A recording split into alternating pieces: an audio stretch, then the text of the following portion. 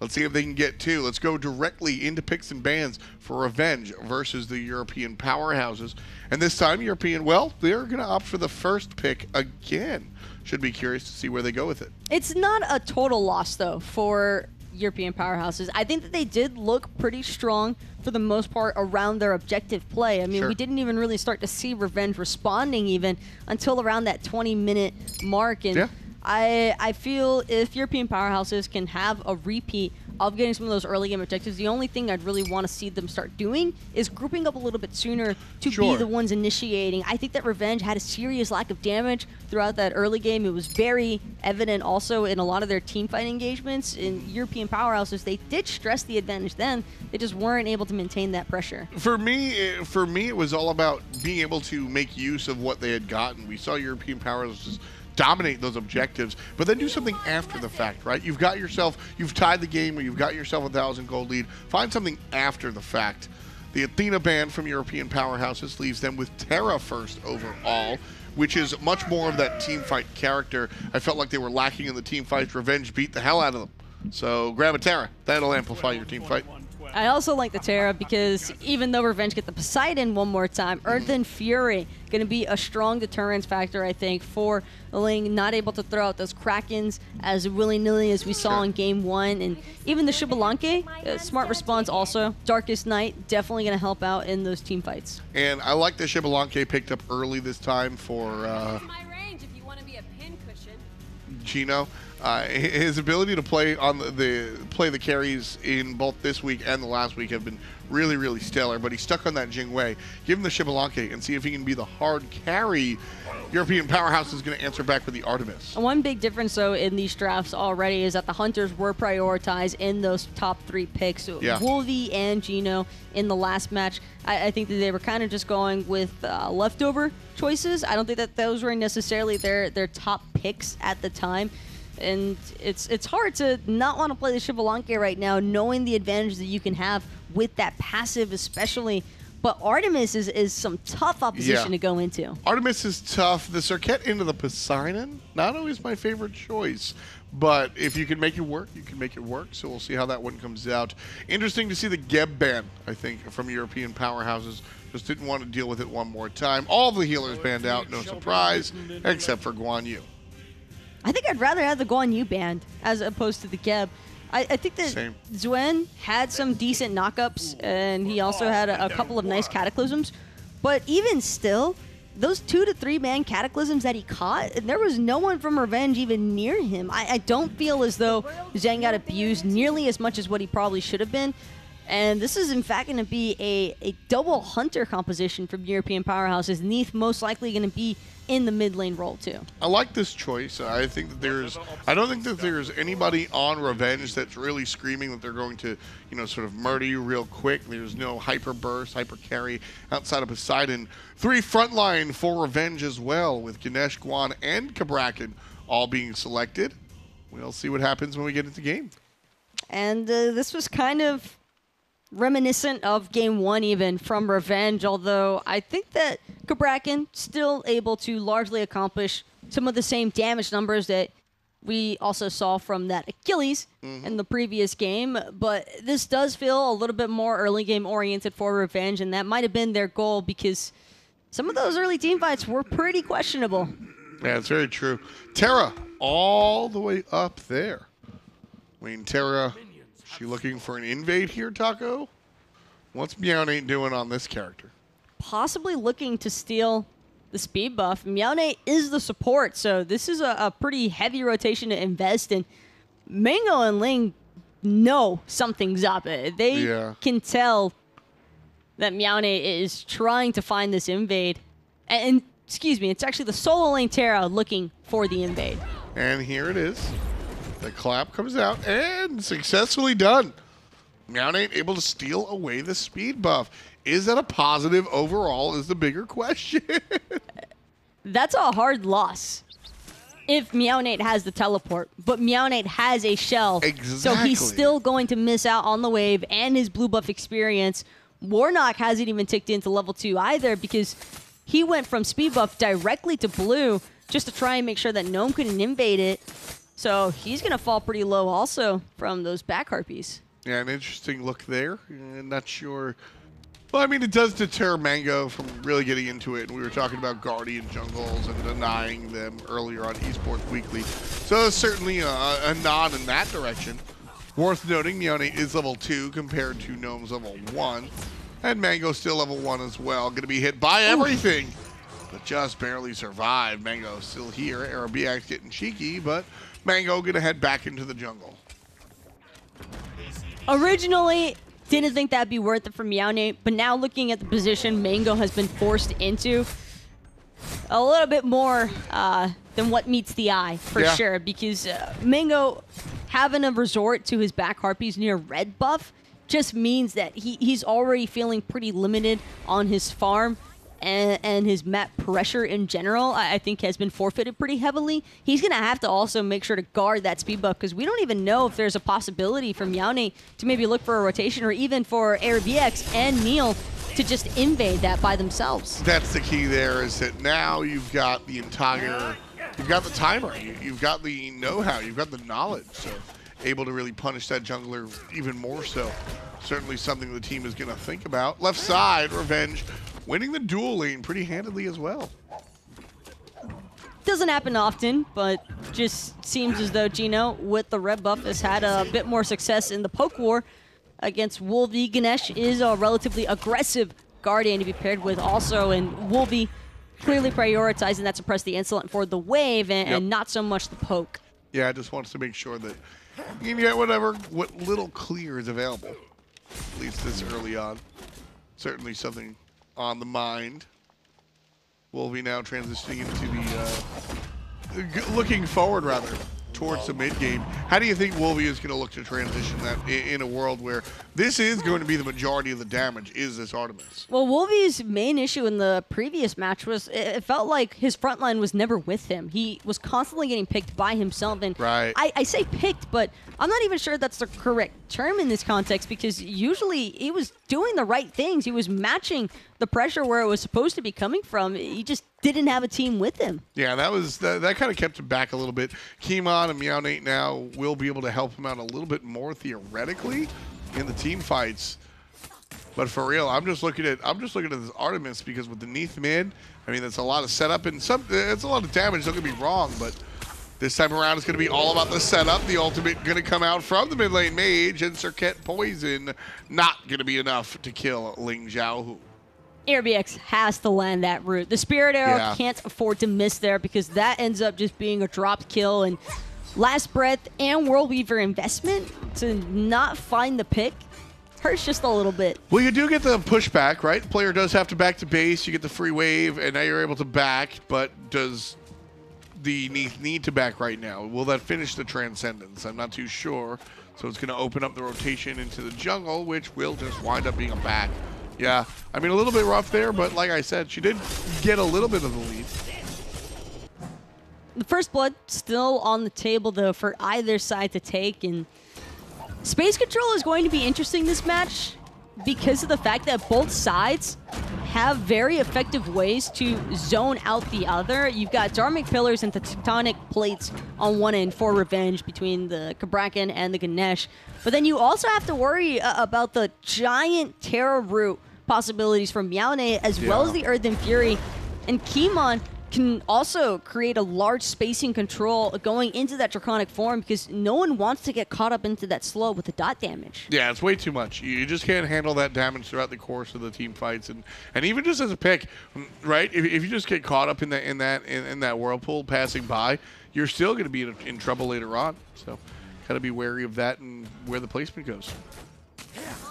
Definitely looking more towards NeiI to be the standout star here, though, for European powerhouses, because early game might be the only time where this Serqet can work very well. Otherwise, I feel as though almost every single one of his kill investments is going to come at a cost of his life. It's so scary to see the Serqet into the Poseidon. More so, I think, than the Ratatasker and the Dunk characters that I was mentioning, right? But similar to those characters, I guess you can play around the Whirlpool. Still certainly a thing. Poseidon drops the Whirlpool, and you're able to blink and do the whole thing past that objective or that obstruction rather, but even still, it's a lot of work. It's a lot of work. And it's not over just yet. Eribiiax going to be able to use those purification beads. Eats the Kraken damage, but it's not over just yet. Mango still choosing to dive the tower. The blink's gonna be good because tectonic plates plus the follow-up makes the first blood happen. Looked easy. Just looked easy. LingXiao just drops the ultimate, does a ton of damage. Nice play by Eribiiax to avoid the knockup, but the blink play after the fact was just exactly what they needed. Revenge picks up the first blood. It's not over just yet either. Kimon looking to respond in the dual lane. Zen going to get controlled by Woolvie as he ends up falling, but Kimon with the return kill onto Gino. And Eribiiax getting involved there as well, using the ultimate, finding the control. Nice look there. Eribiiax making use of the Neith. Spawns just in time for European Powerhouses duo to get the double kill, but now Woolvie's got to be on the run. Lucky enough that Mango doesn't have his ultimate, but it won't make the difference because he's got the tremors, and that's a dead Woolvie. Oof. Yeah, Mango coming through on the Guardian jungle here. Loving what the Cabrakan's able to do. I love Cabrakan into a lot of these picks, specifically the Neith. Once her backflip's on cooldown, the ult tremor combination is just going to rock her, and she's going to get smoked by whatever teammate's just sitting next to you. You know exactly where both of these hunters are going with every single one of their movements. And even Woolvie can drop Tusky, sure, but you still have to find some form of an escape route. And if you don't have that Vengeful Assault off cooldown, yeah, you're going to get trapped. Yeah, you just need the options. Hopefully, these players can find said options.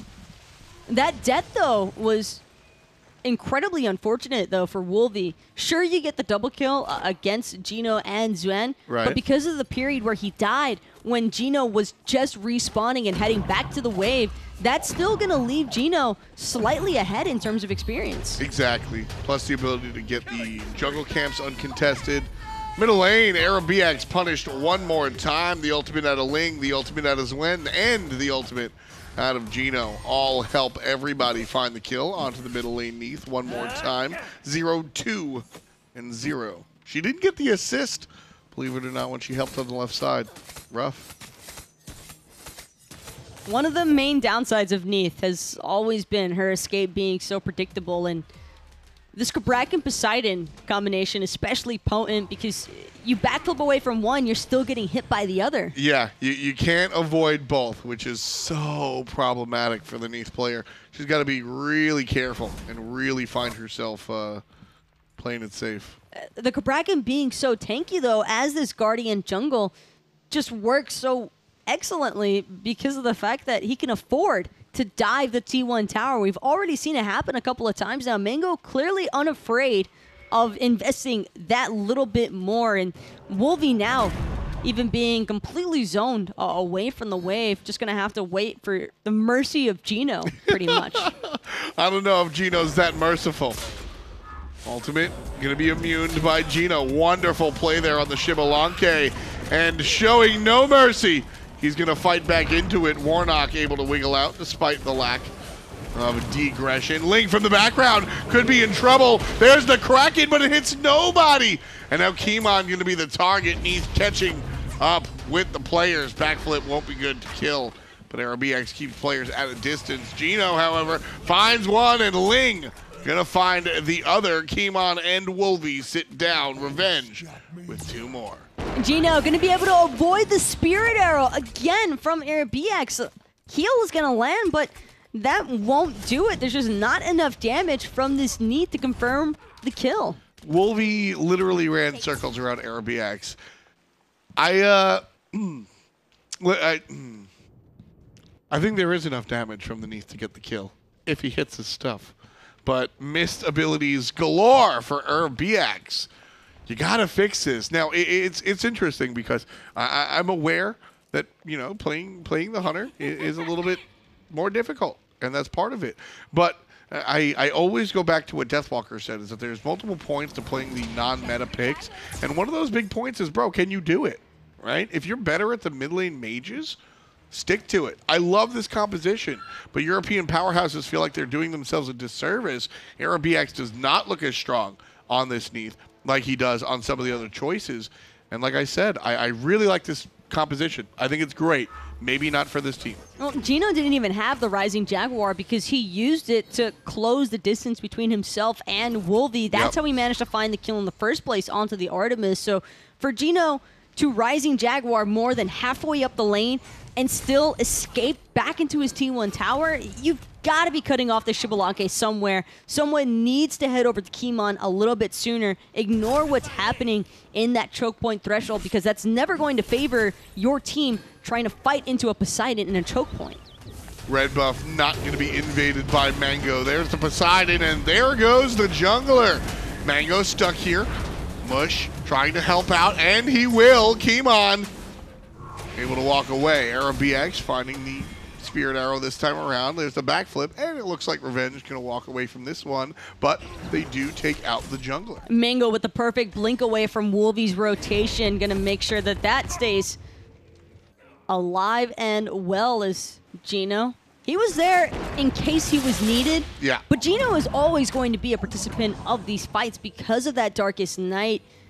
I think the main thing, though, that we're looking towards is just how quickly Neil was blown up for attempting to go in.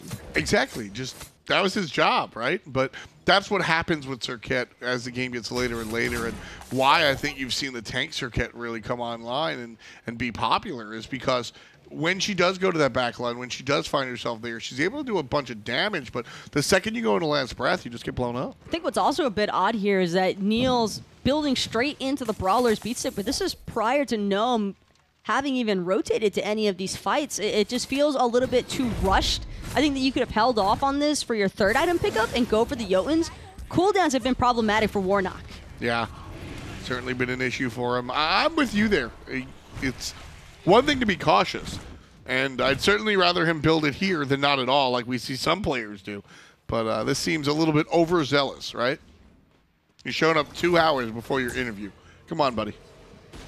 Well, crack him one more time, but it will be avoided. Damage not even going to connect.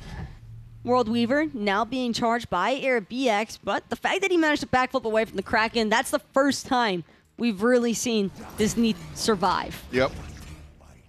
Nice look there. And if he can translate or he can turn around like his teammate did, that'd be a nice one.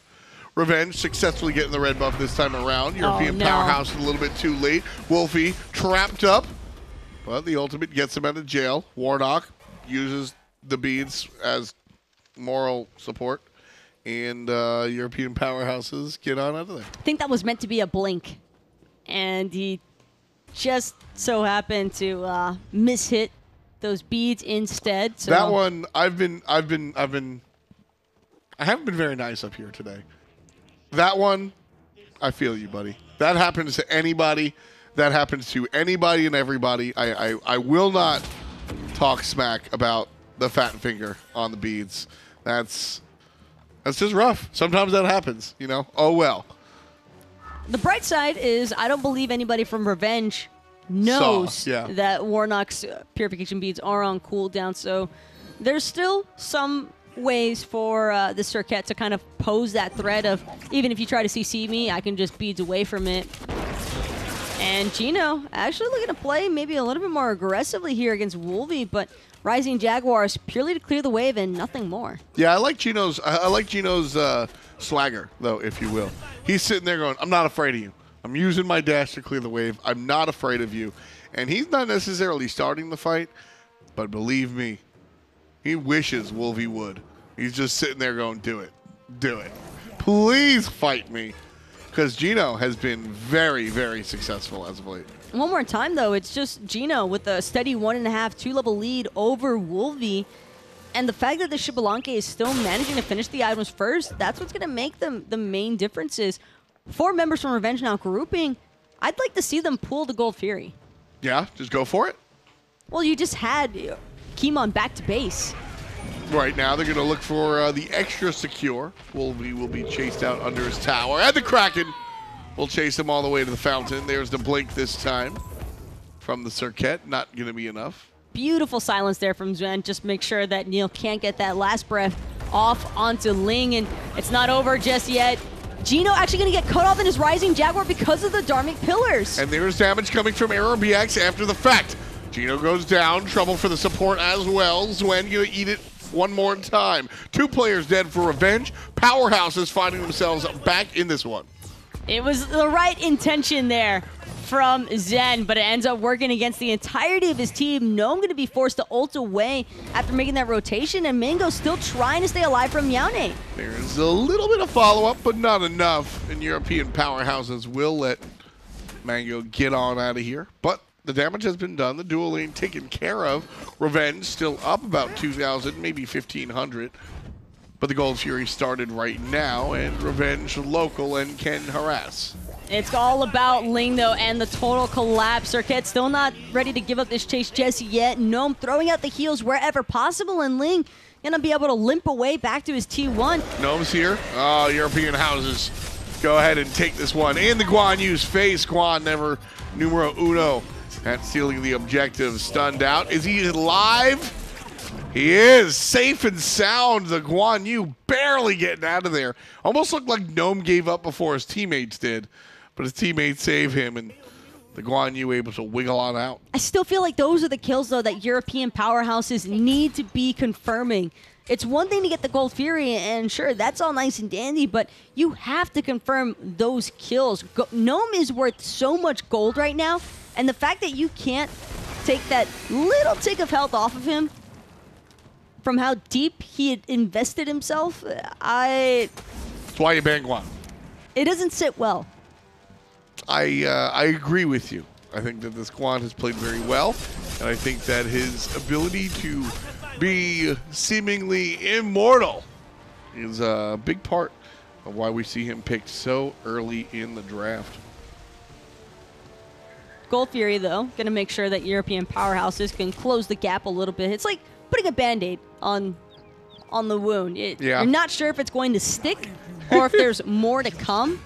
But I think for now, European Powerhouses can take a little bit of a deep breath and kind of just take a moment to revitalize themselves and kind of focus up a little bit more on what they need to be doing next. Because currently, it's felt a little bit more reactive from European Powerhouses. I don't think that they've really been doing much to take the initiative.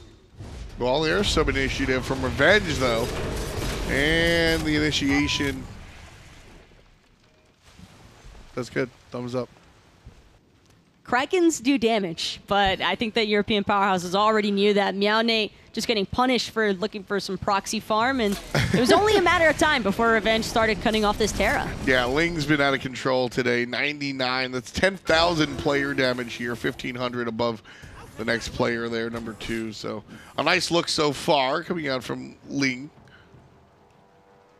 Still local. Thought that we were going to see European Powerhouses kind of jump on him there, but not the case. We're able to scoot on by. A little carrying some similarities, at least from the last game. European Powerhouses, they get the first Gold Fury. Revenge, they take the first Pyromancer.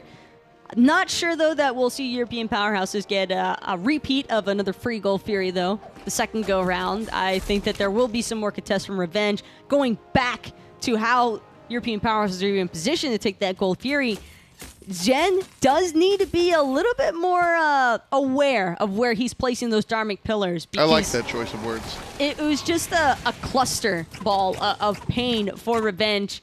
We see Gino trying to panic Rising Jaguar away, just into the pillar. That's all that he's getting trapped in. And then all those 3 members body block themselves effectively against the other. So that last breath poison that had been spread onto Gino just goes to everybody else, and it's a catastrophe for Revenge. Well, there's the pillars dropped one more time. Xuen getting aggressive next to Gnome, who dives the tower, but he's by himself. Will be in some trouble. Sprint is popped by his friends. Gnome slowed down. Revenge still unable to really progress on this tier 1 tower. Double stun coming out from the solo laner. And the follow-up from Eribiiax off the mark again. Meowne in front, trying to sustain, and will stun onto Xuen. There's the ultimate, there's the Kraken. Meowne's toast, Revenge answers first. But everybody's so full and healthy. Gino now just focusing on this objective entirely. Gnome finally going to get targeted. Last breath poison won't manage to spread this time around, but it's all about Kimon looking to go in against Gino. Yeah, Gino barely alive, going for it. He's going to dash away, but gets jumped on mid-Rising Jaguar by the blinking Serqet. Hot play there coming out from Neil. And now Revenge, who does start the fight essentially. Looks like they're losing 2-1, and if Xwen falls down, this will be a 3-for-1 in European Powerhouse's favor. Silence only going to buy him a moment of time because Neil still gets the credit for the kill. And right now, European Powerhouses, they're looking pretty good in their responses. Headed straight for that Fire Giant, and we did see them take it first in the last match. They just weren't able to do anything with it and capitalize on the Fire Giant because the entirety of Revenge just wiped them. Right now, Ling is getting pinged out, actually. Gonna be surprised. There's the sun. The Whirlpool goes on, and Eribiiax gonna turn around and look towards the Poseidon. Has to be in trouble. Turns around, gets the kill. Gnome gets another one. Revenge turning on European Powerhouses. 2 players controlled by Mango. Meanwhile, the Fire Giant just released. European Powerhouses can't do it. But European Powerhouses have to back. They get the Gold Fury or the Fire Giant down to 10% health. And then everybody forgets it's their ADC who's tanking it. Woolvie practically gets soloed by the Fire Giant because he's got aggro of it the whole duration that they're pulling it. And now Revenge are just free to take it. All they've really done is punish European Powerhouses for their mistakes time and time again. Originally, it was Gnome getting punished in the mid lane. He bit off more than he could chew, clearly dives way too deep, and European Powerhouses get the picks that they need to and start counter-collapsing, but then they just throw it right back for Revenge to take. Yeah, I mean, that's what Revenge learned in game number 1, was that if they play cautiously and they don't overextend, that the European Powerhouses might just play into their hand. Game number 1, that's exactly what Revenge got. Game number 2, sort of the same scenario. European Powerhouses are so close to making it, but right now that's not what matters. What matters is Neil going straight onto Zhang, gonna drop that last breath ultimate pretty early on. Kimon looking to control Ling in the background, and Dharmic Pillars just swarming the likes of Zhen. And Kimon just falling in the hand of Mango. Nothing you can really do there. Mango still pushing, getting the beads out of the Artemis. Meownae and Warnock on the back line could be trouble for Gino and Ling. But Ling able to dash away. There's the stun and the kill. Gino finding the young jungler. Meownae in trouble, able to dash away. But again, 2 players for 1. Revenge still finding themselves in the lead. And Gnome doesn't have that teleport available, luckily enough. Gold Fury is up for the taking, and that'll very likely be Revenge's next steps up until Zen respawns. Zen just a little bit too far up compared to the rest of Revenge. He got isolated from his team, and so no real surprises that we see both of the supports dying. Yep. Just kind of par for the course, what they expect, etc. 24 minutes into this one, though. Revenge has a baker's dozen. European Powerhouses with 8 kills. Revenge find themselves up about 8,000 gold as well. Game number 1 did go to Revenge off of largely mistakes from European Powerhouses. Revenge just allowed their opponent to sort of beat themselves, and they walked away with the win rather calmly. I expect to, I don't know if I expect that to be how this game ends yet, Taco, but that's certainly what we've seen up until this point. I don't want to call it autopilot for European Powerhouses, but there are just moments that this team has where they'll make great plays, and then immediately after, it's so counterintuitive to themselves because they just completely throw it right back into the hands of Revenge. Yeah, Revenge are just waiting there, ready to catch it. And they every time. Yeah, just hands open. But that's also, I think, Revenge showing through a little bit more of their veteran experience. Well, like I said, I mean, with the Ratatasker game, all I wanted Revenge to do was just sit down, put their heads down, and play the game, and they were able to take it. I think that's what we're seeing here. I also feel as though Revenge's composition overall is just much less execution-based in comparison to European Powerhouses. Speaking of which, that's going to be no, because everybody's blinking in, and all eyes are on Woolvie, who's already exploded. Cabrakan ultimate did wonders there. Gino kills both players in the duo lane. They're going to continue down the left-hand side. Tier 2 tower tumbles. Phoenix could be next. Whirlpool going to control Meownae. There's another slow cut out from the Hunter, and Ling gets a kill. 7 without dying just yet. Eribiiax dashes away, and Gino dashes into him. Another kill for the Hunter. 5, 3, and 9 as the Phoenix falls down. Neil, the only one to play defense. Taco, this is game. This is set. This is match. Revenge, take it above European powerhouses. Yeah, there's really nothing left for Neil to do. He can try and throw out whatever damage he may, but that last breath poison won't even get a chance to spread because Neil couldn't find the kill in that plethora of players. Not at all, just 1 versus 5. Really, really tough. But this was a great look for Revenge, just playing their game. Don't get pulled into any sort of nonsense. Don't go ahead and get ahead of yourselves. Just play your game. Gnome got caught up once or twice, but other than that, the team looked fresh. I think it can be difficult, though, for European powerhouses in terms of recovering both times around. I think the little bit of the frustration started to bleed through, in fact, at the end of that game, too, because they probably should have had this set. Yeah. They just consistently gave away the little bit of advantage that they could find. So all I really want to see going forward is for this team to look back at these matches, look back at where they went wrong, and I think it was mostly around their objective play, at least for the Fire Giant. They didn't really capitalize on their advantages, and I think if they're able to clean up their engagements a little bit more, better target focus, then we can see them closing out games. Yeah, I love that you mentioned the objectives. Game number 1 specifically, really clean, able to go ahead and get some of those Gold Furies, unable, however, to get the win. Revenge take this one. Coming up next, we've got North American action. Stay tuned. We'll be right back for the Smite Console League.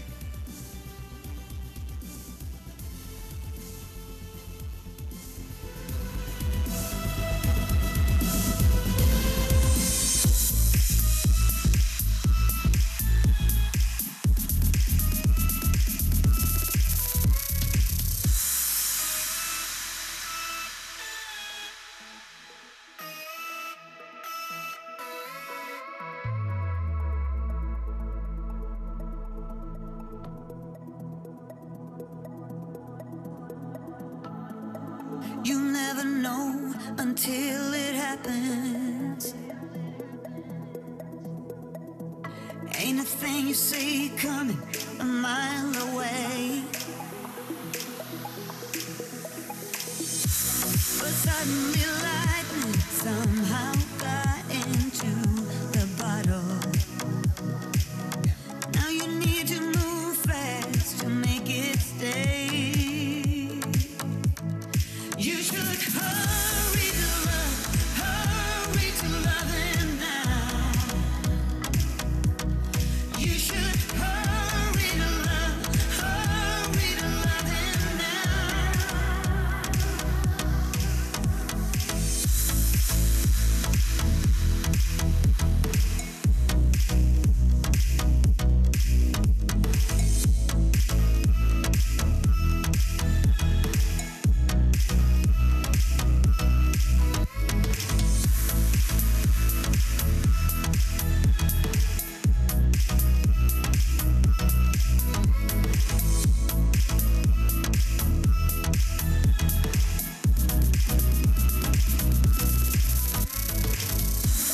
It's gonna get better, it's gonna get worse. One day is a blessing, the next is a curse. But that's how it is, that's how love's supposed to feel. Like